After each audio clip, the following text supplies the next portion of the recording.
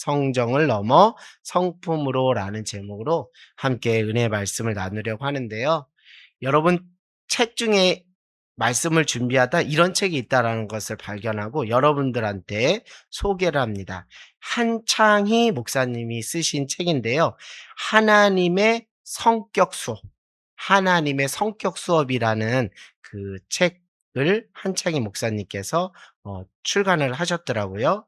그런데 이제 이 목사님이 책 내용에 이런 글이 있습니다. 현대 사회가 MBTI라 그러죠. 요즘 MBTI에 열광하고 있다라고 합니다. 그러면서 그 MBTI를 우리가 또 아는 것이 사람을 이해하는 데 참 유용한데요. 이 어떻게 보면 MBTI가 성격을 분석하는 거잖아요. 각 사람의 성격을 분석하는 건데 이 목사님은 이렇게 주장합니다. 그리스도인들의 성격 분석은 거듭남을 위해서이다. 이렇게 말하고 있어요. 우리가 성격 분석을 하는 목적이 그리스도인에게서의 성격 분석은 거듭남을 위해서이다. 이렇게 이야기하면서 그 목사님께서 하신 말씀의 글귀를 좀 제가 인용해서 여러분들에게 말씀을 드릴까 합니다. 그리스도인이나 비그리스도인이나 너나 할 것 없이 성격 테스트, 오늘날로 말하면 MBTI에 열광하고 있습니다. 자신이 누구인지, 그리고 어떤 존재인지 나름의 정체성을 찾고 싶은 영적인 갈망이라고도 할 수 있습니다. 사람들과의 관계에서도 마찬가지입니다. 계속 변화하는 세상에서 변하지 않는 본질적인 것으로 관계를 쌓기 위해 상대의 성격도 열심히 공부해야 합니다. 그런데 그 결과가 오히려 자기 의를 더 공고하게 하는 경우를 보게 합니다. 이런 거죠. 내 성격은 원래 그래. 내 기질은 그래서 어쩔 수가 없어. 너는 어떤 성격 유형이라서 안 돼. 라는 식으로 말한다는 것이죠. 그러면서 다른 이들과 비교하여 자신의 성격의 열등감까지도 갖게 된다는 것이죠. 그런데 둘 다 하나님이 주신 기질을 어떻게 발견하고 거듭나야 하는지 모르는 경우가 많다라는 거예요. 그러면서 목사님이 그리스도인의 성격 분석은 거듭남을 위해서이다라고 이렇게 이야기를 하고 있어요. 우리가 예수님을 지금 믿고 있잖아요. 그렇죠? 우리가 예수님을 믿음으로 하나님께서 우리를 무엇이라 여겨 주셨죠? 의롭다 여겨 주셨죠. 그걸 칭의라 그래요. 이 칭의라는 것은 내 안에서 인간 스스로 의로움이 획득되는 것이 아니라 하나님의 아들이신 예수님께서 십자가에 달려 돌아가심으로 완전한 의를 우리를 위해서 보여주셨는데 그 예수님의 완전한 의, 칭의가 우리 안에 전가되었다 하는 거예요. 그러니까 예수님이 십자가에서 보여주신 완전한 의가 우리에게 전가되어 우리가 누구만 믿기만 하면 예수님을 믿기만 하면 하나님의 은혜 안에서 너희는 의로운 자다. 너희는 내 자녀다라고 이렇게 말씀해 주신다는 거죠. 이거를 칭의라고 하는데요. 저도 이제 신앙생활 하다 보면서 깜짝깜짝 놀랄 때가 있어요. 야, 내가 놓치고 살아가는 것이 있구나. 그러니까 구원받은 백성으로 의롭게 여겨주신 하나님의 은혜에 너무 도취된 나머지 그 구원받은 그 이유에 대해서 너무 좀 관과했던 부분들이 있지 않는가라는 생각을 해봐요. 아, 구원받았네? 하나님이 나를 의롭게 여겨주셨네? 자녀 삼아주셨네? 거기에 너무 심취한 나머지 구원받은 백성으로의 합당한 삶, 그 이유에 대해서 관가하는 경우가 있어요. 사랑하는 여러분, 예수님을 믿는다는 것은 다시 말씀드리면 예수님을 닮아가는 데까지 가는 것이죠. 할렐루야.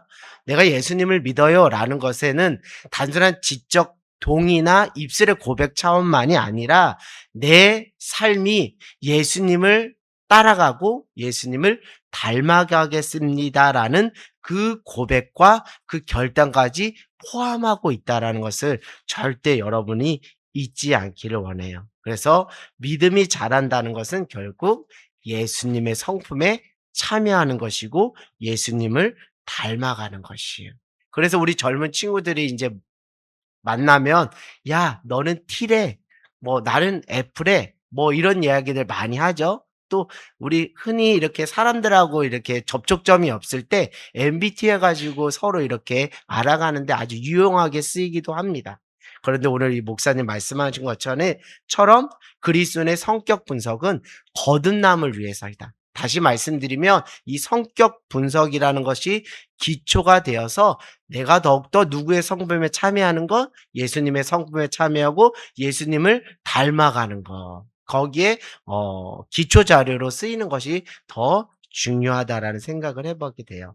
갈라디아서 보면 성령의 9가지 열매가 있죠. 성령의 9가지 열매가 있는데 그 뭐 사랑과 희락과 자비와 양선과 뭐 온유와 절제하면서 9가지 열매가 있는데 여러 가지 열매이긴 하지만 그 원어적인 의미로 보면 그 열매라는 것은 복수가 아니라 무엇이냐면 단수입니다. 왜 단수이냐면 한 성령 안에서 이 성령 안에서 열매가 되어진 거죠. 그러니까 한 성령 안에서 그 예수님의 성품이 주렁주렁 열렸기 때문에 뭐 이 낱개의 성품이 개별적인 성품이 따로 노는 것이 아니라 다 어디에서 왔기 때문에 한 성령 안에서 왔기 때문에 이것은 복수가 아니라 단수라고 하는데 그럼에도 불구하고 우리가 MBTI로 너는 P야, 뭐 너는 F야, 뭐 너는 T야 이렇게 이야기하는 것보다 저는 오늘 이 말씀을 보면서 도전이 되는 것은 나는 온유형이야. 나는 겸손형이야. 도리어 나는 온유형이길 기도해. 나는 겸손형이길 기도해. 뭐 나는 양선형이길 기도해. 이런 식으로 우리가 성경적으로 내가 어떤 그 지향점과 목표를 가지고 내가 예수님을 닮겠다라는 그 도전과 그 결단까지 나갈 때 그게 더 우리에게 더 유익하지 않을까. 그래서 정말 어린아이의 일을 버리고 그리스도의 장성한 분량으로 나가는 그 모멘텀이 되지 않을까라는 생각을 해 봐요. 그래서 예전에는 젖만 먹었다면 이제는 그리스도의 장성한 분량으로 이제는 어떤 거 딱딱한 밥까지도 먹을 수 있는 거. 우리 하늘 땅교회가 지금 몇 년 되었죠? 세워진 지 16년 차가 됐어요. 그러면 중학교 2학년입니다. 중학교 2학년으로도 젖을 먹는 친구는 없잖아요. 그쵸? 딱딱한 밥을 먹어도 아주 우거우적 돌도 씹어 먹을 나이기 때문에 그만큼 장성한 분량으로 자랐어요. 그만큼 우리 개인도 물론이거니와 우리 교회적으로도 정말 영적인 수준과 예수님을 닮아가는 성품으로 자라가는 것이 필요하다라는 것이죠. 그래서 이게 영적인 도약, 발돋움이 우리 안에 있기를 주님의 이름으로 간절히 소망합니다. 제가 여러분들 앞에 이제 성정을 넘어 성품으로라고 이야기를 했는데 이게 어떻게 보면 세상 사람들이 말하는 뭐 인격 수양, 인격 훈련, 뭐 성품 개발 뭐 이런 차원을 말씀드리는 것이 아니에요. 제가 아까 전에 말씀드렸듯이 칭의가 있다면 칭의 다음에 무엇의 과정이 있냐면 성화의 과정이 있어요. 성화의 핵심 축은 다른 게 아니에요. 예수님을 닮아가는 것이죠.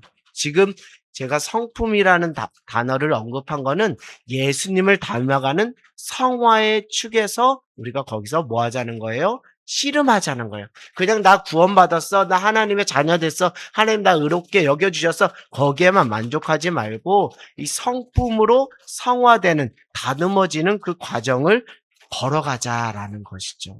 여러분 우리 작년부터 우리 하늘떠기고 계속 주구장창 여러분에게 강조하는 게 무엇이요? 이제는 종교를 넘어 어디로 가자는 거예요? 신앙으로 가고 율법을 넘어 복음으로 가자는 거예요. 그 과정 중에 한 축이 바로 이거예요. 성정을 넘어 어디로 가라는 거예요?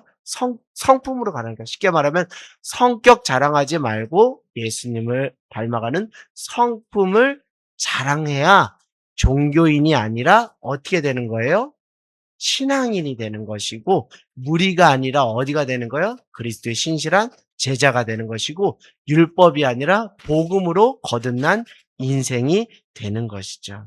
우리가 인간관계 하다 보면 서로에게 상처를 주기도 하고 상처를 받기도 합니다. 그런데 왜 그럴까 싶은데요. 우리가 여전히 예수 그리스도 안에서 자녀되고 또 의롭다 여김을 받는 그 은혜를 입었지만 우리 안에 아직도 부족함이 있고 그 원죄, 죄성의 그 잔재들이 있기 때문에 나는 날마다 죽노라. 나는 죽고 예수로 사는 그 과정들을 우리가 지금 공사 중, 현재 진행형으로 지금 하고 있는 중인데요.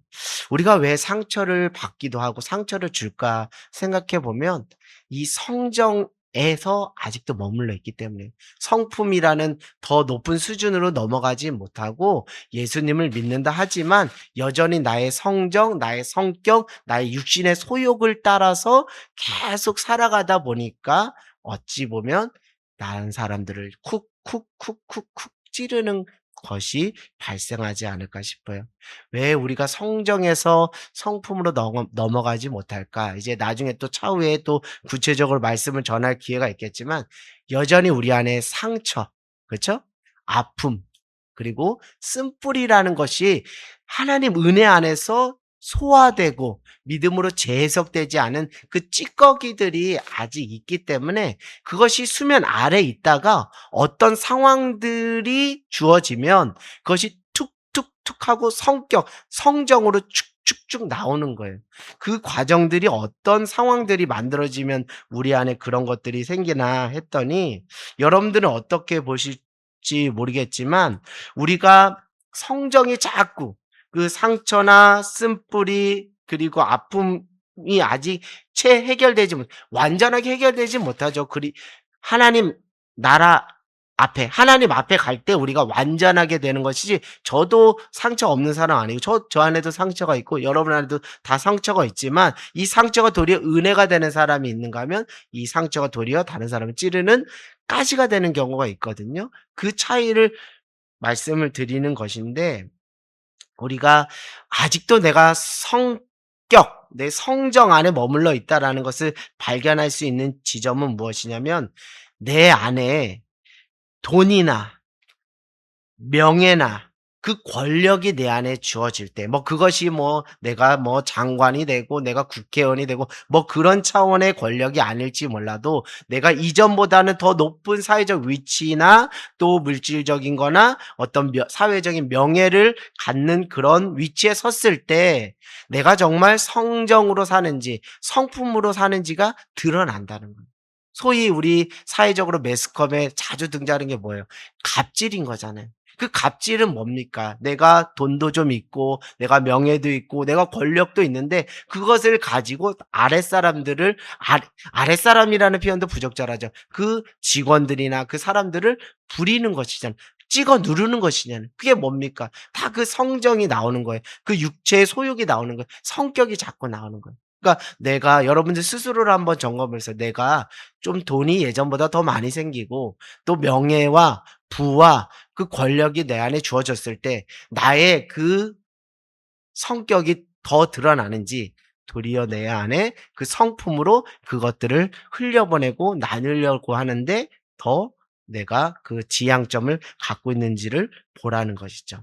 이것은 여러분들 안에 어떤 부분에서 피부로 와닿지 않을 수 있어요. 내가 돈이 어느 정도 수억, 수천 자산가도 아니기 때문에 여러분들에게 피부로 와닿지 않을 수 있어요. 그런데 여러분 내 안에 정말 우리가 잘 살다가도 누군가를 통해서 그 사람이 내게 무엇을 끼쳤다. 손해를 끼쳤다면 그 사람을 향하는 나의 태도나 자세에서 내가 성정이 툭툭 나오는지 성품으로 그 사람을 품고 관용하는지는 거기서 또 발견되는 지점이 있더라고요. 그러니까 좋은 관계로 지내다가 저 사람이 나에게 뭔가 손해를 끼쳤다 하면 그때 우리가 정말 다듬어지지 않고 우리가 복음 안에 거듭나지 않으면 계속 그 성격이 나오는 겁니다.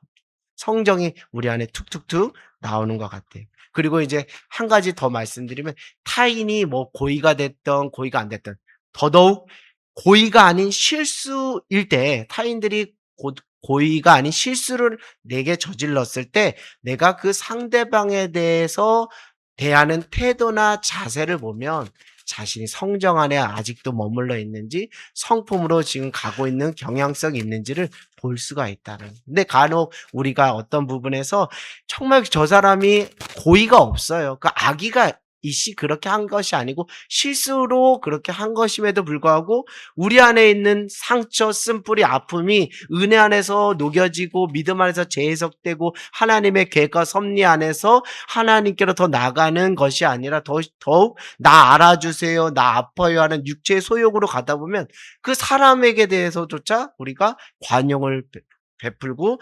용서해주고 품어주는 그런 마음들이 없을 때가 있다라는 거예요. 그게 비단 뭐 다른 사람의 이야기가 아니라 내 안에도 그런 모습들이 있다라는 것을 여러분 다시금 발견하는 저와 여러분 모두가 되기를 원합니다. 결국 무엇이냐면 하나님과의 관계 속에서는 여러분 우리가 성정이 크게 나올 일은 없습니다. 왜냐하면은 위대하시고 전지전능하신 하나님 앞에서 내가 뭐 성격 자랑한들 뭐 아무리 좋은 것 없거든요. 그래서 하나님 관계는 아주 잘해요. 우리 한국교회 뭐 저도 하나님 관계 잘해요. 근데 사람과의 관계 속에서 결국 믿음의 실력이 나오는 거예요. 아, 이분의 성품이 드러나게 돼 있는 것이죠. 그건 뭐냐면 사람을 대하는 태도나 자세, 그 속에서 내가 어떤 반응을 하는지를 보면 스스로가 알 거예요. 아, 내가 아직 부족하구나. 내가 여전히 나의 자아를, 나의 못난 자아를 십자가에 못 박지 못했구나라는 것을 알게 될 거예요. 그런데 여러분 슬퍼하지 마십시오. 너무 자책하지 마십시오. 이것은요, 여러분 단시간에 되는 것이 아니에요. 평생 하나님 나라 갈 때까지, 죽을 때까지 평생 해야 되는 것이 성화의 몫입니다. 그러니까 칭이라는 것은 단회적일 수 있지만 성화라는 것은 계속 점진적으로 다듬어지는 거예요. 그러니까 제자는 태어나는 것이 아니라 무엇하는 거라고 해요? 만들어지는 것이라는 게 바로 이 지점인 거예요. 우리가 계속 성품을 그리스도의 장성한 분량으로 그 성품으로 다듬어져 나가는 것은 평생 하는 것이죠. 자, 오늘 이 말씀으로 한번 가볼까요? 우리 말씀을 보면 17절에 이제 뭐 우리 다 알겠지만 17절, 18절 이렇게 읽어보면 성경 인물이 나옵니다. 성경 인물은 누구죠? 엘리야입니다. 엘리야는 신약 사람이에요? 구약 사람입니까? 구약의 사람이에요. 자, 그러면 우리 한번 왕상, 열왕기상 19장 10절로 한번 가보겠습니다. 이 엘리야도 우리와 성정이 같은 사람이라고 했어요. 그러니까 엘리야에게도 성정, 캐릭터가 있다라는 거예요. 우리에게도 있는 것처럼 엘리야는 어떤 성정을 가지고 있는가 우리 한번 보도록 하겠습니다. 엘리야는 어떤 성정이 있는가? 열왕기상 19장 10절입니다. 열왕기상 19장 10절. 우리 같이 한번 읽어볼까요? 자, 우리 같이 한번 읽어보겠습니다. 열왕기상 19장 10절입니다. 자, 시작. 그가 대답하되 내가 만군의 하나님 여호와께 열심히 유별하오니 이는 이스라엘 자손이 주의 언약을 버리고 주의 제단을 헐며 칼로 주의 선지자를 죽였음이며 오직 나만 남았거늘 그들이 내 생명을 찾아 빼앗아. 네. 14절에 똑같이 이렇게 또 엘리야가 자기를 이렇게 표현합니다. 14절이요. 시작. 그가 대답하되 내가 만군의 하나님 여호와께 유별하오니 이는 이스라엘 자손이 주의 언약을 버리고 주의 제단을 헐며 칼로 주의 선지자들을 죽였음이며 오직 나만 남았거늘 그들이 내 생명을 찾아 빼앗으려 하나이다. 아멘. 지금 엘리야가 자신의 성정에 대해서 이렇게 이야기해요. 자신은 뭐라고요? 하나님 여호와 앞에 열심히 뭐하다고요? 유별나다는 거예요. 이거 자기가 자기 스스로 이렇게 표현해. 나는 하나님을 향한 열심히 무엇하다? 유별나다라는 거예요. 그러니까 엘리야의 삶을 보면 정말 열심히 있는 삶이었어요. 열심히 있는 삶이었어요. 그리고 뭔가 진취적이고 성취형 같은 그런 사람입니다. 뭔가 그 현실에 안주하지 않고 어떤 목표치를 가지고 뭐 신앙적이든 뭐 인간관계적이든 자신의 어떤 삶의 어떤 과업적인 부분에서 그냥 현실에 안주하지 않고 유별나게 열심을 가졌던 거예요. 근데 그렇게 유별나게 열심을 가졌던 엘리야의 삶에 무엇이 온 거예요? 번아웃, 소진이 된 거예요. 번아웃이 온 거예요. 그 유별남에. 그러니까 무엇이냐면 그러니까 자신의 어떤 성정, 육신의 소욕, 어떤 육신의 어떤 모든 지정의를 다 동원해서 열심히 사는 거예요. 그러니까 열심히 사는 것을 뭐라고 탓할 일은 전혀 없습니다. 그럼에도 불구하고 이 지금 10절과 14절은 누구한테 하소연하는 거예요? 하나님께 하소연하는 거예요. 쉽게 말하면 뭐예요? 내가 하나님 앞에 이렇게 열심을 다해서 하나님께 충성, 봉사, 헌신 다 했는데 하나님 지금 현실 이 모양 이 꼴 진짜 이거 맞습니까? 저에게 이렇게 이런 현실이 주어진 이 현실이 맞습니까?라고 하나님께 뭐 하는 거예요? 투정 부리고 하나님께 삐졌다라고 자기가 하는 거예요. 그건 뭐예요?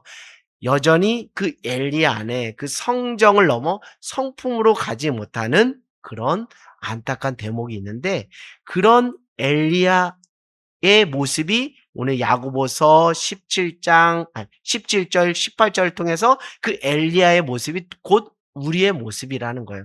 한 인간의 그 인간다운 냄새, 그 풋풋한 냄새 나는 엘리야. 엘리야는 선지자입니다. 선지자면 어떤 부분에서 어떤 신앙적으로나 뭐 성경적으로나 뭐 인품적으로나 뭐 영성으로나 뛰어남에도 불구하고 그럼에도 불구하고 그 안에 그 성정이 있다라는 것.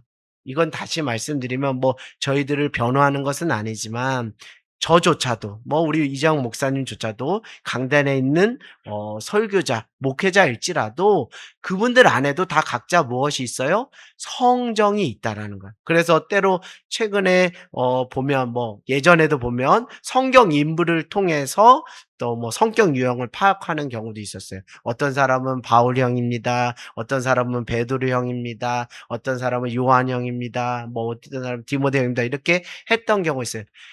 여러분들에게 말씀드린 것은 하나님은요. 그 성정까지도 존중하시는 분이에요.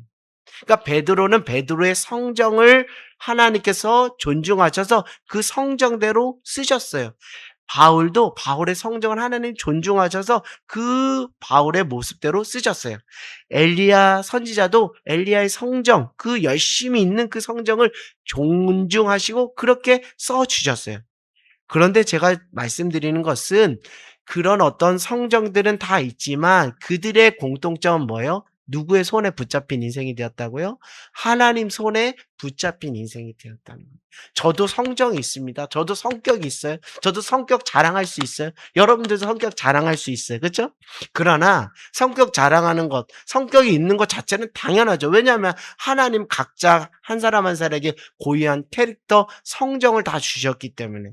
그렇기 때문에 세상에 어떤 것과도 비교할 수 없는 하나밖에 없는 유일한 걸작품이기 때문에. 그러나 그 성정을 넘어 성품으로 다듬어지는 그리스도의 장성한 분량, 그 성숙한 그리스도인 제자가 되길 원하는 것은 내 성정은 이렇지만 이 성정조차도 하나님이 쓰시겠다 하면 하나님 쓰세요 하고 내 삶의 모든 전 존재를 누구에게 맡기는 거예요? 하나님께 맡겨. 내 삶은 누구의 손 안에 있다? 하나님 손에 있다. 나는 뭐예요? 청직이에요. 나는 주인이 아니에요. 주인이신 하나님께서 쓰시고자 하면 나의 성정도 주님 받으시겠어요? 내가 여기 있습니다. 나를 사용해 주세요. 나를 보내세요 하고 우리의 모든 전주제를 다 맡기는 거예요. 우리 하늘 땅 교회가 아름답고 신비한 것은 같은 성정이 있는 사람은 한 명도 없어요.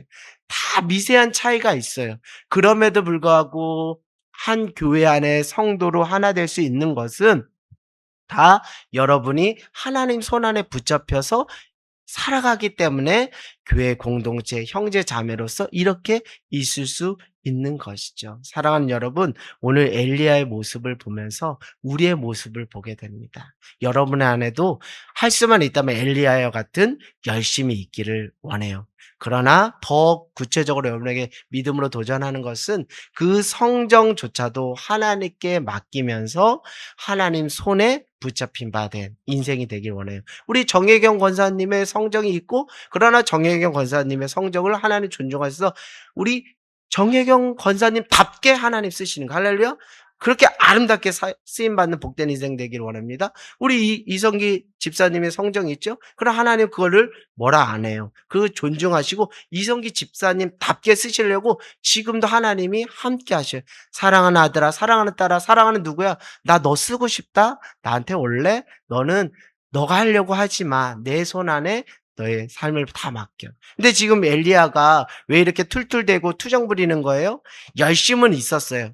뭐 하나님께 맡기는 인생도 있었지만 섞여 있었던 거예요. 막 내 열심으로 하나님이 앞장서고 내가 뒷꽁무니 쫓아다녀야 되는데 자기가 하나님보다 더 열심히 유별나서 때로는 그것이 무엇이에요? 그 육체를 다 탈탈 떨어 쓰다 보니까 번아웃이 온 거예요. 그래서 우리 엘리야의 모습을 보면서 우리의 삶을 전적으로 하나님께 맡기고 신뢰하는 것이 성정을 넘어서 성품으로 가는 길이겠구나. 영적인 원리겠구나라는 생각을 해 봐요. 저는 오늘 이 말씀을 보면서 저 자신을 보게 됐어요. 다른 게 아니라 여러분 겸손이라는 게 정말 뭐 교회 다니시는 분들이든 교회 안 다니시는 분들이든 아주 좋은 미덕인 것은 맞습니다. 높은 위치에 있음에도 참 사람이 어떻게 저 한결같아 어떻게 겸손해 하면 사람들이 정말 존경하고 박수를 쳐 줘요. 교회에서도 마찬가지죠. 근데 여러분 사실 따지고 보면 한국 교회에서 한국 사회에서 겸손하기는 그리 어렵지 않은 것 같아요. 그건 무엇이냐면 그냥 말을 너무 많이 안 하면 되는 것 같아요. 말씀만 좀 줄이고 그리고 다른 사람들이 무슨 말을 할 때 대받아치지만 않으면 기본적으로 저 사람 교만하다는 소리는 안 듣는 것 같아요. 그래 겸손하다는 거. 그런 부분에서 보면 저는 아주 겸손에 특화된 사람입니다. 왜냐하면 다른 사람들 앞에서 자기 주장을 많이 그렇게 하는 편이 아니거든요. 성정으로도 캐릭터로도 그렇게 하지 않기 때문에 어찌 보면 그냥 제 자랑은 아니지만 누구한테 뭐 교만하다는 소리는 안 들어요. 그냥 가만히 그냥 "네, 네." 뭐 이렇게 하니까 이게 겸손이라는 것은 어떤 부분에서 보면 또 우리 유교 문화권 안에서 정말 좋은 또 미덕으로 또 막 강조되는 경우도 있는데 저 겸손은 좀 어떤 부분에서 연기도 돼요. 사실 연기도 됩니다. 우리 성도님들 다 보면 다 겸손하신 것 같아요. 왜냐하면 다 뭐 목사님이 뭐 이렇게 할 때 "네 알았습니다." 하지 뭐 "목사님 그건 안 돼요." 뭐 이러신 성도님들은 없기 때문에 기본적으로 다 겸손한 거예요. 그러면서 제가 뜨끔한 건 겸손은 어느 정도 연기가 된다.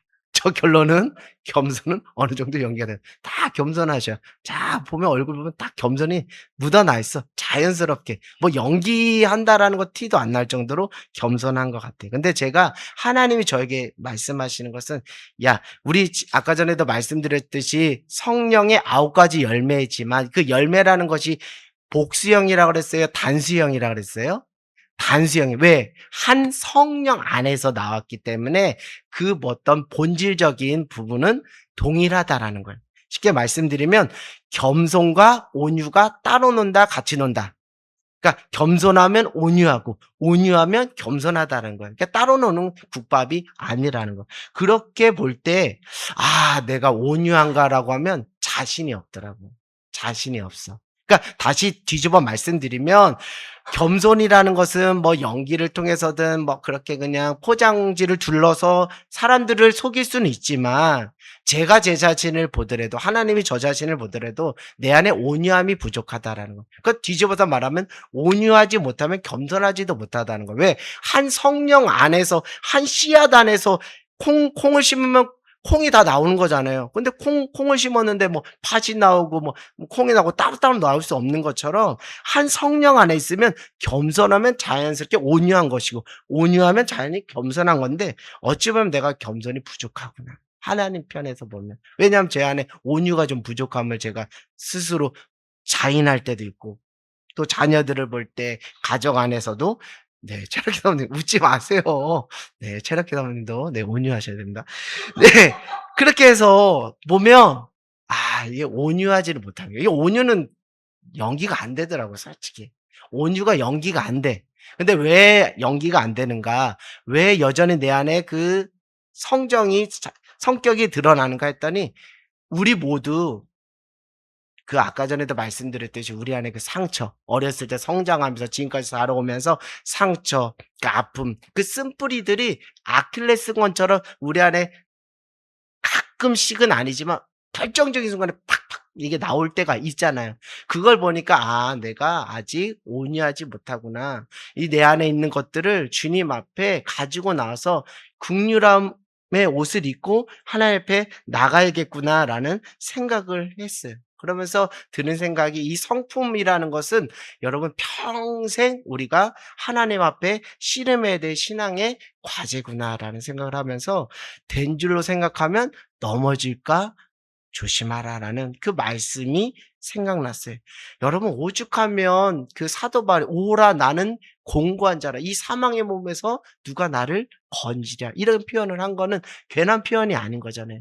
내가 성령 안에 있다가도 또 어느 순간에는 또 육체에 있다가도 막 육체 안에 있다가 성령 안에 있다가 막 롤러코스터를 타는 거예요. 그걸 보면서 '아 내 안에 선한 것이 없구나. 나조차도 하나님의 긍휼을 입지 않고서는 내가 온전히 주님 앞에 설 수 없구나. 주님 나는 연약합니다. 그러나 그날에 우리를 이루실 그 주님은 무엇 하십니다?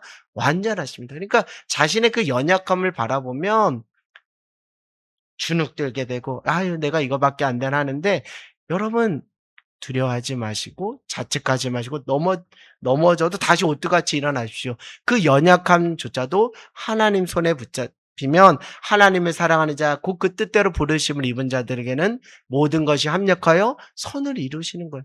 혹 연약함으로 삐그덕하고 넘어졌다 할지라도 그거조차도 쓰시는 것이 하나님의 아름다운 디자인이고 하나님의 드라마틱한 그 은혜라는 것이죠.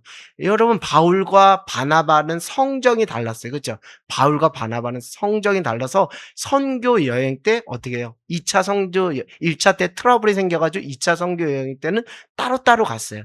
그러나 그런 또 성정으로 따로따로 가게 되는 아주 인간적이고 아주 지극히 육신적인 이유로 헤어졌지만 그럼에도 불구하고 하나님은 바울의 성정을 들어서 바울답게 쓰시고 바나바의 성정을 들어서 바나바께 쓰셔서 복음이 확장되게 해 주셨어요. 그러니까 무엇이냐면 우리는 연약해요. 우리는 부족해요. 그러나 절대 기죽고 절대 주눅 들을 필요가 없는 것은 그 연약함을 들어서 완전하게 선으로 협력하여 선이 되게 하시는 그 하나님은 무엇 하신 분이기 때문에 완전하신 분이시기 때문에 그렇기 때문에 하나님 정말 감사합니다. 하나님 땡큐.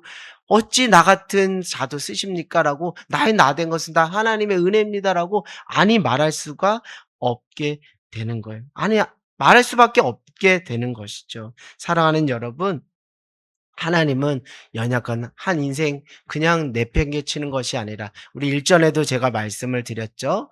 그 그 아침에 일찍 나와서 그 품꾼으로서 일하는 사람도 있지만 그 성경에 보면 오후 6 시가 마감이거든요. 오후 6 시가 마감인데 몇 시에 온 분도 있었어요. 오후 5 시에. 거의 마감 1 시간 전에 온 사람도 있었는데 그 사람조차도 무엇했어요? 일꾼으로 받아 주고 동일한 품삯을 주신 거예요. 하나님이 그런 거예요. 참 하나님은 정말 알다가도 모르겠고 모르겠다고도 알겠고 정말 계속 양파자는 까도 그 하나님의 그 심요 막직하고 하나님의 그 위대하신 사랑과 하나님의 뜻을 우리가 다 알 수는 없어요. 그러나 그 뜻 안에 분명히 여러분에게 말씀드릴 수 있는 것은 비록 부족하고 아직 다듬어지지 않은 그 모난 부분일지라 하더라도 하나님은 여러분 한 사람에 대한 지대한 관심이 있어요. 왜요? 여러분을 통해서 아직도 정말 예수님을 알지 못하는 그 사람들에게 예수님을 전하기 위해서 "나는 너가 필요해. 난 너가 필요해. 너가 내 삶에 너가 너의 삶 전 존재를 나에게만 맡기게 하면 내가 아름답게 너를 고쳐서 사용할 거야."라고 하나님이 지금 부릅뜨고 우리를 주목하고 있다라는 생각을 하게 됩니다. 그래서 여러분 오늘도 하나님께 아름답게 쓰이는 복된 인생이 되기를 원합니다. 그러면서 우리가 놓지 말아야 될 것 몇 가지만 말씀드리고 말씀을 마칠게요.